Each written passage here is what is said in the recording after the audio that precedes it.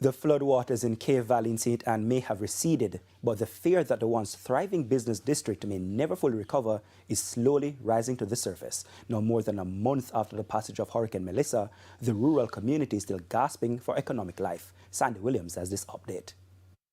1 month after the hurricane, and maybe 2 businesses opened back in Cave Valley.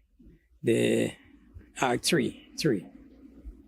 The supermarket at the highest point, the 2 hardwares. Prominent businessman in Cave Valley, Hugh Johnson. When our news team revisited the community on Monday, the only gas station in the district was still closed. Workers were seen bailing water from the underground fuel storage tanks, a stark reminder of just how deep the damage goes. And some other work had to be done. Like, for example, the company had to source some pumps now to put back out there before they can get going again. Right? So, all in all, the flooding has totally, well, let's say, cut down on the amount of business that is done in Cave Valley over the weeks. Workers who once filled the establishments are now stuck at home.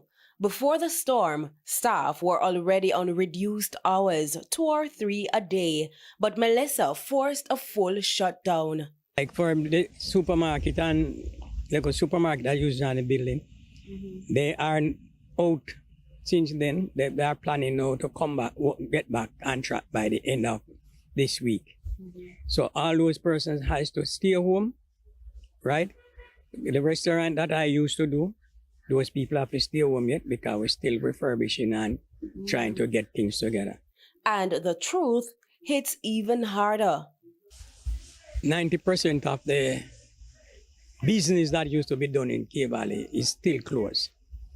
Right, because the meat shop people hasn't come back out yet. The ice cream people, the barber not come back yet. And you have other persons who moved from the area since the flood.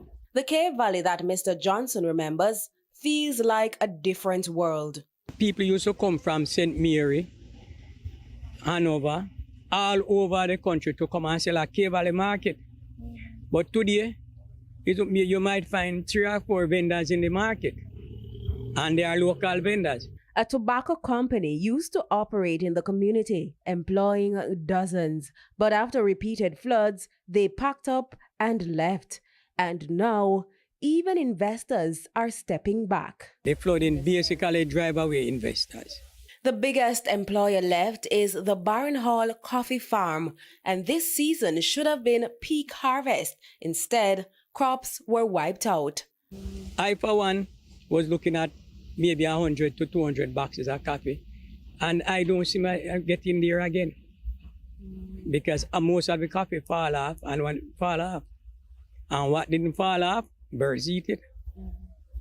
So overall, for businesses, I would want to think that we'll have to wheel and come again with more investments.